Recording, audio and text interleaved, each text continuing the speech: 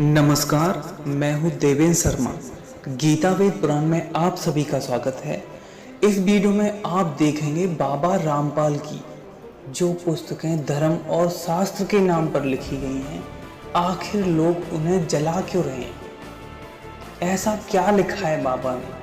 तो हमने इनकी पुस्तक जीने की राह का अध्ययन किया, जिसमें हमने पाया बाबा कहते हैं कि संतान चाहने वाली स्त्रियां कुतिया और सुवरिया का जन्म लेके 7-8 बार ब्याह करती हैं। ऐसी घटिया नीच सोच वाले शब्द बाबा ने क्यों यूज किए हैं एक स्त्री, एक महिला के लिए जो सिर्फ संतान चाहने की इच्छा रखती है? चलिए जानते हैं वास्तविकता। यह है जीने की राह पुस्तक, जिसके लेखक हैं स्वयं बाबा रामपाल दास। बाबा रामपाल दास पेज नंबर 32 पर यहाँ पर हेडिंग डाले हैं, बे औलादो सावधान। अब ध्यान से समझिए, जिन पुण्य आत्माओं को बाबा अगर वे पुण्य आत्मा हैं तो वो कीट पशु नरक योनियों में कैसे जा सकती हैं? तो यहाँ पर तो आप कहने अपने शब्दों पर ही आप गलत साबित होते हो। अब ये बाबा कहते क्या हैं? जिन पुण्य आत्माओं को संतान नहीं है, जो आध्यात्मिक ज्ञान के अभाव से उनकी तड़प संतान प्राप्ति की बनी रहती है, उसके लिए हर संभव प्रयत्न करते हैं, फिर भी कोई लेन देन वाला संतान नहीं मिलता, जो आजीवन संतान प्राप्ति न होने के कारण दुख को झेलते हैं। विशेषकर स्त्री की संतान उत्पन्न करने की इच्छा प्रबल होती है। बाबा अब आगे क्या कह रहे हैं? भक्ति न करने के कारण उसका अगला जन्म कुतिया का होता है। फिर जम के दूत उसे कहते हैं कि बहन जी, अब संतान पैदा करके सारी कसर निकाल लें। एक ब्यात में 8-8 जामेंगी, यानी जन्म देंगी।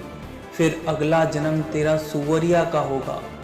एक बार में 12 संतान को जन्म देगी और 7-8 ब्यात करेगी।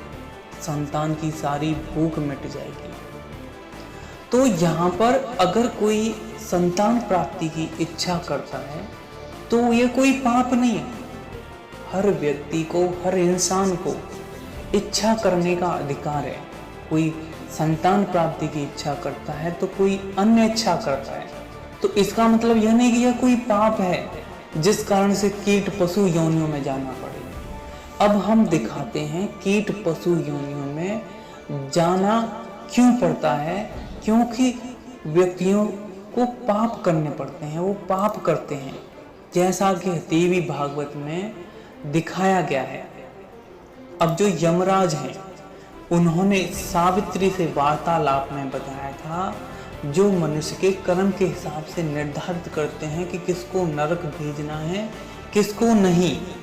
उन्होंने सावित्री को क्या बताया था कि हे साध्वी, हे सुंदरी, श्री कृष्ण जी में तथा उनकी मूर्ति में, अन्य देवताओं में तथा उनकी प्रतिमाओं में, भगवान शिव में तथा शिवलिंग में, सूर्य में तथा सूर्यकांत मणि में, गणेश जी में तथा उनकी मूर्ति में, दुर्गा जी में तथा उनकी प्रतिमाओं में जो भेद बुद्धि रखता है, जो उनमें भेद बुद्धि रखता है, उसे ब्रह्म हत्या का पाप लगता है।